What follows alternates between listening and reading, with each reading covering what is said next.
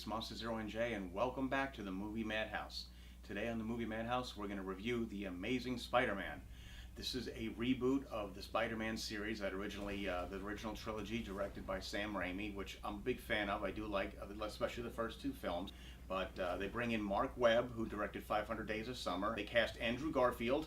I got to start off with saying Andrew Garfield does a great job establishing a new Peter Parker, his own interpretation, and yet it's still the Peter Parker we recognize. It's still Spider-Man. This film has some problems. I did enjoy Amazing Spider-Man. I did like it, and it's definitely a great new direction for the series to be headed in. It shows a lot of potential for oncoming installments. The problems I have with this film are basically with redoing the origin. They try to give it this X-Files twist with Parker's father being involved with genetic research and possibly indirectly being responsible for Peter becoming Spider-Man. And it also ties him in with Kurt Connors, who turns into the film's main villain, the classic Spider-Man character, the Lizard.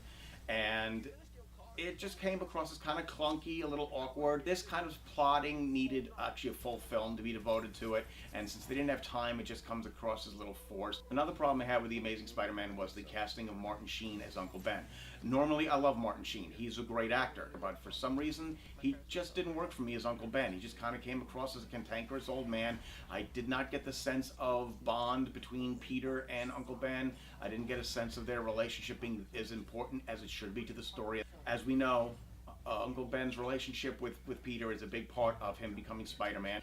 When that important moment comes where Parker loses Uncle Ben, it didn't exactly gel with me. I just didn't really get the emotional impact I should out of the scene. Aunt May, played by Sally Field, another great actress, doesn't really fare that much better, although she has more screen time, so we get to see a little bit more of her, although she really just doesn't do much more than look concerned as Peter comes home, all beat up and scarred. What I really liked about Amazing Spider-Man was Andrew Garfield taking Peter Parker from this awkward but very brilliant teen, kind of a social outcast, not quite the nerd he was in the Raimi trilogy. He's more of kind of like a moody, brilliant skater boy, and that worked just fine for me.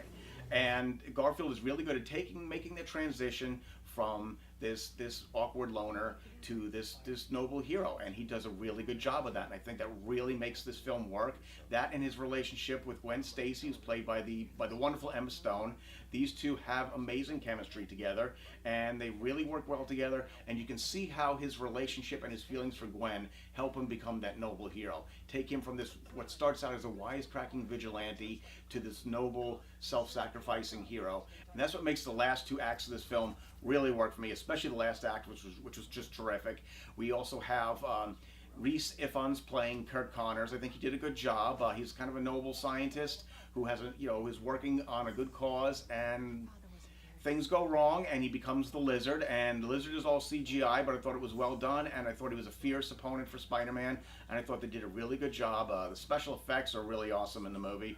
They're really great, especially during the last act of the final confrontation, which is just a great battle among the skyscrapers in New York City. It's a beautifully filmed, and it worked really great for me. It was very exciting, action-packed. I can't leave this review without telling you about what a great job Dennis Leary did as Captain Stacy, Gwen's father. He starts out kind of antagonistic in his relationship with Peter, and slowly they become allies and possibly friends. And it's really good performance. He does a great job, and this is the kind of performance I wanted out of Martin Sheen, and the kind of relationship I needed Martin Sheen's Uncle Ben to have with Peter Parker. For me, The Amazing Spider-Man, overall, I'll give it a nice solid 3 on the Spidometer.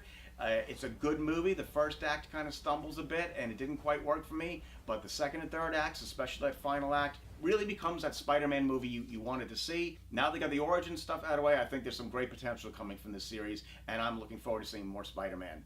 This is Monster Zero NJ, and see you again on the movie Madhouse.